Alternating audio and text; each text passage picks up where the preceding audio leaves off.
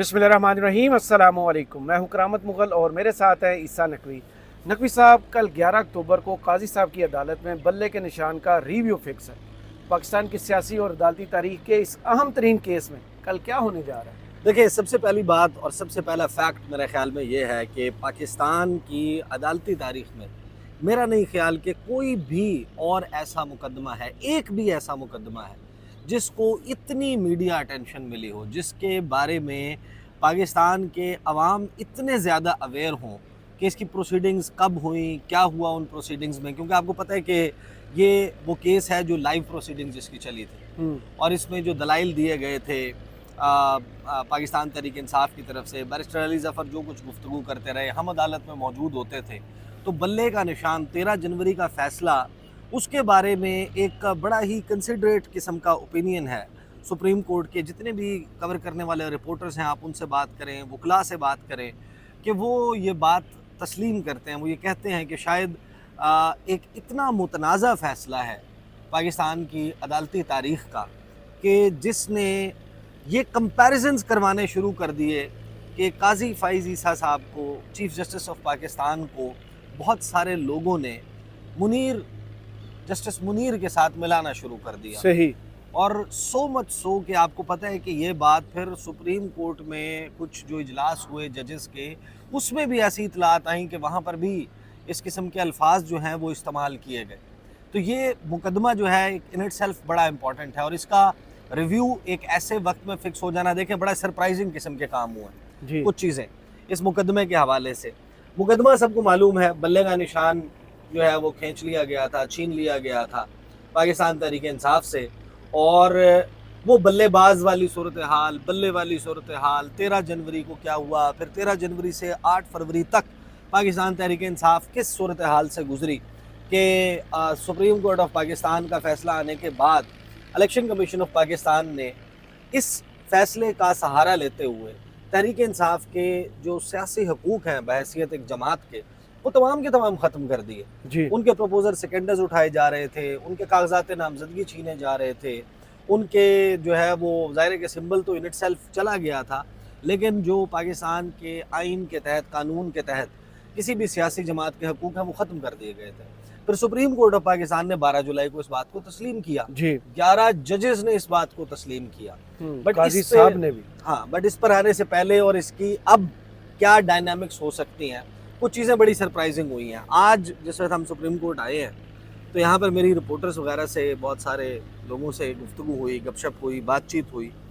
एक बात इस वक्त इतलात की सूरत में ज़बान ज़द-ए-आम है सुप्रीम कोर्ट ऑफ पाकिस्तान में।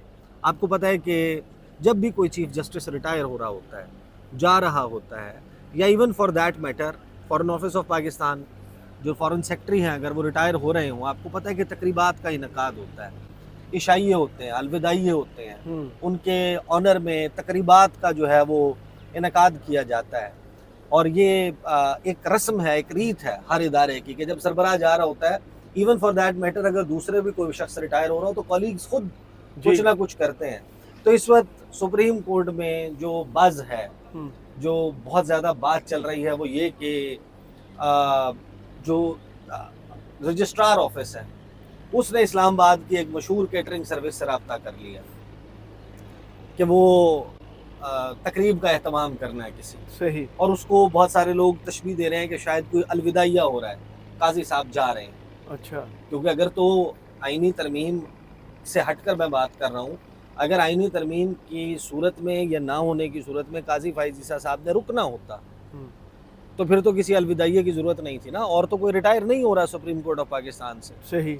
और आप एक इतनी बड़ी केटरिंग सर्विस को रुजू इसलिए तो नहीं करेंगे। फिर अभी जो इतला आज की है वो इतला ये है कि सुप्रीम कोर्ट बार एसोसिएशन, आपको पता है कि तमाम की तमाम ये इनकी तरफ से ईसाइयों का एहतमाम किया, अलविदाइये का एहतमाम किया जाता है, तकरीरें होती हैं, जज जो है जाने वाला वो अपनी लेगेसी के बारे में, उसने क्या अचीव किया, क्या नहीं किया, इसके बारे में तकरीरें करता है, लोग उसके बारे में तकरीरें करते हैं, मीडिया को बुलाया जाता है, मीडिया के साथ इंटरेक्शन होता है। तो 24 तारीख के लिए ये भी पता चल रहा है, अभी इसकी कंफर्मेशन, ऑफिशियल कंफर्मेशन तो बाद में होगी, कि 24 तारीख को सुप्रीम कोर्ट बार एसोसिएशन जो है वो भी किसी अलविदाइये का اہتمام کرنے جا رہی ہے. اچھا. تو ٹیکنیکلی اسپیکنگ یہ قاضی فائز عیسیٰ صاحب کا آپ کہہ سکتے ہیں کہ لاسٹ بڑا مقدمہ ہوتا. میں ہوتا کیوں کہہ رہا ہوں؟ کیونکہ کل یعنی 11 اکتوبر جمعے کے دن جب اس کی سماعت ہونا ہے، سماعت تو ابھی بھی ہوگی، ہو سکتا ہے چانس پیدا ہو گیا کہ یہ ڈی لسٹ بھی ہو جائے. اچھا. لیکن 3 رکنی بینچ تھا جس نے یہ مقدمہ سنا تھا، جسٹس قاضی فائز عیسیٰ، جسٹس محمد علی مظہر، جسٹس مسرت ہلالی.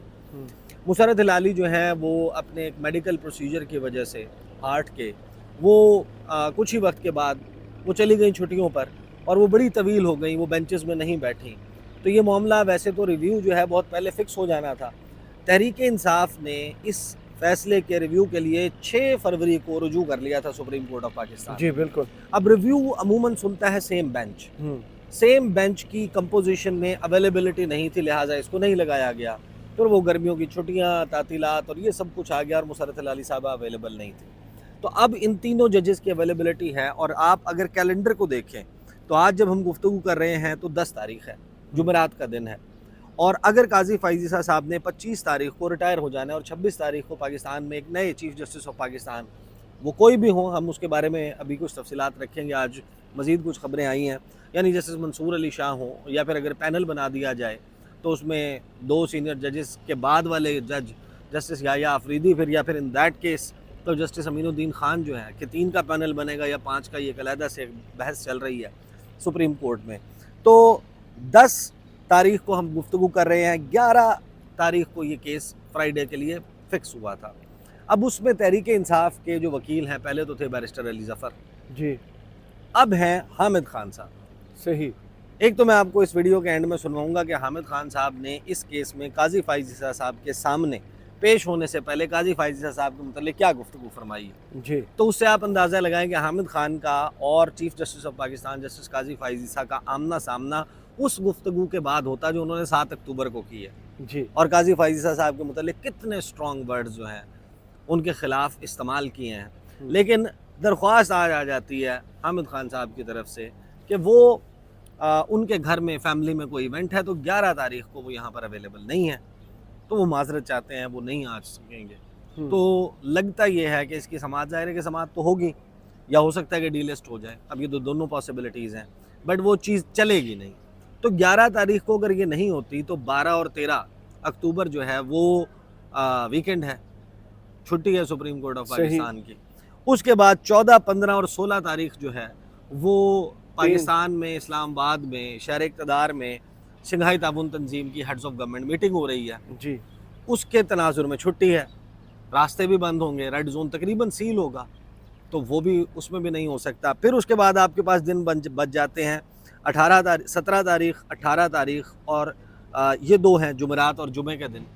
اس میں دوبارہ فکس ہوتی ہے، تو ایک واحد ویکنڈ رہ جائے گا کہ جس کے اوپر اگر ایک اور بہانہ بن جاتا ہے تو پھر یہ مقدمہ جو ہے وہ قاضی صاحب کی ریٹائرمنٹ ہو جاتی ہے ان دیٹ کیس، اور قاضی صاحب پھر وہ مقدمہ نہیں سن سکیں گے. ابھی ہم نے دیکھا ہے کہ ریسنٹلی جو 63A کا ججمنٹ کا ریویو لگا، جسٹس منیب اختر نے شرکت سے اس میں جو ہے وہ معذرت نہیں کی، ریکیوز نہیں کیا بینچ سے، لیکن انہوں نے کہا کہ یہ چیزیں ایڈریس ہونی چاہیے.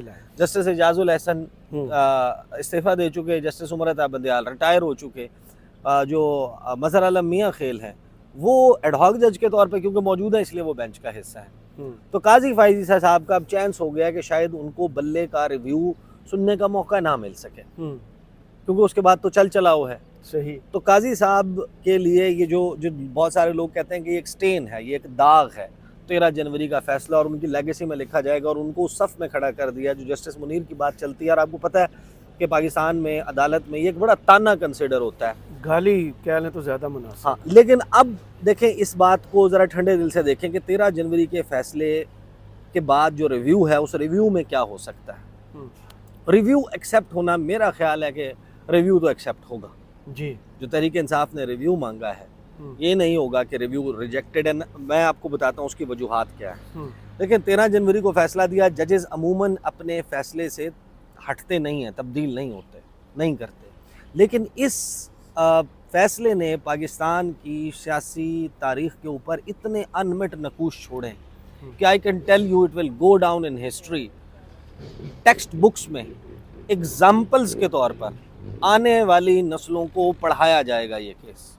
ये वो केस है जिसकी मिसालें दी जाएंगी, ये वो केस है जिसके ऊपर किताबें लिखी जाएंगी, ये वो केस है जिसके ऊपर डॉक्यूमेंट्रीज बनेंगी, ये वो केस है जिस पर लतीफ़े बनेंगे। इसकी समात के क्लिप्स निकालकर यूनिवर्सिटीज़ में लॉ स्टूडेंट्स को दिखाए जाएंगे कि ये हो रहा था, ये चल रहा था पाकिस्तान की सबसे बड़ी अदालत में, और क्या किस तरीके से इस एक फैसले ने कितना बड़ा इम्पैक्ट डाला पाकिस्तान की सियासत पर, पाकिस्तान पर बहैसियत एक मुल्क कितना बड़ा इम्पैक्ट डाला। अब होता क्या है कि इस केस का फैसला सुना देने के बाद सवाल ये है कि ये जो जज साहिबान हैं सुप्रीम कोर्ट ऑफ पाकिस्तान के, ये जाहिर है कहीं चले तो नहीं गए थे, ये इसी मुल्क में मौजूद थे, ये किसी और जगह तो शिफ्ट नहीं हो गए थे इस मुल्क में। अब तो ये भी पता चल गया, अगरचे जज साहिबान ने कहा कि हम मीडिया नहीं देखते, लेकिन उनके रिमार्क से, उनकी गुफ्तगू से ये तो साबित हो गया कि मीडिया देखते हैं, बल्कि थंबनेल भी पढ़ते हैं, बहुत तवज्जो से थंबनेल भी पढ़ते हैं, डॉलर्स भी गिनते हैं कि किसके कितने बने होंगे। मोहम्मद अली मजहर साहब ने कहा था ना कि यह थंबनेल पर कुछ और होता है, अंदर कुछ और होता है। अच्छा, वैसे ये बात ऑब्जर्वेशन तो दुरुस्त है, एग्री, ऐसा होता है, ऐसा नहीं होना चाहिए, अनफॉर्चुनेट है, लेकिन चीजें रिफाइन होने में थोड़ा टाइम लगता है। मैंने कहा कि पता होता है उन्हें। हाँ, तो अब जो है वो काजी फाइज ईसा साहब और ये तमाम जजेस अगर यहाँ पर मौजूद थे और उनका फैसला जो था वो इफेक्टिवली तहरीक इंसाफ को ख़त्म करने का नहीं था, वाइप आउट करने का नहीं था, इवेपोरेट भाप बनाकर उड़ा देने का नहीं था, तो सामने हो रहा था ये सब कुछ। इलेक्शन कमीशन ऑफ पाकिस्तान उनके फैसले के आड़ लेते हुए पाकिस्तान तहरीक इंसाफ के तमाम हुकूक सल्ब कर चुका था, जिसको तस्लीम किया काजी फाइज ईसा साहब ने 12 जुलाई के उस फैसले से एग्री करके जो जस्टिस जमाल बंदोखेल ने तहरीर किया था जी। मखसूस नशिस्तों के केस के फैसले में जस्टिस जमाल बंदोखेल जो हैं वो ये कहते हैं कि तहरीक इंसाफ सियासी जमात थी और है, बिल्कुल। वो ये कहते हैं कि 13 जनवरी के फैसले की इंटरप्रिटेशन गलत हुई जी, और तहरीक इंसाफ के अगरचे उन्होंने कहा कि जो 39 लोग हैं जिनके डॉक्यूमेंट्स में ये इशारा मिलता है कि वो तहरीक इंसाफ के कैंडिडेट्स हैं, उनको पीटीआई का कैंडिडेट डिक्लेयर किया जाए जी, उनको अनाउंस किया जाए इलेक्शन कमीशन ऑफ पाकिस्तान की तरफ से। काजी फाइज ईसा साहब इस फैसले से एग्री कर चुके हैं, एक तो वो जज है।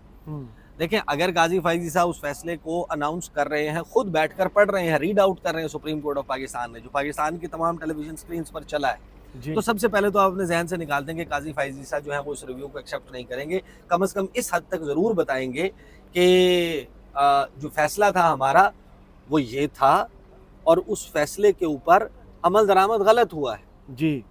तो फिर तलवार किसके सर पर आ जाती है? अमल दरामद किसने गलत किया?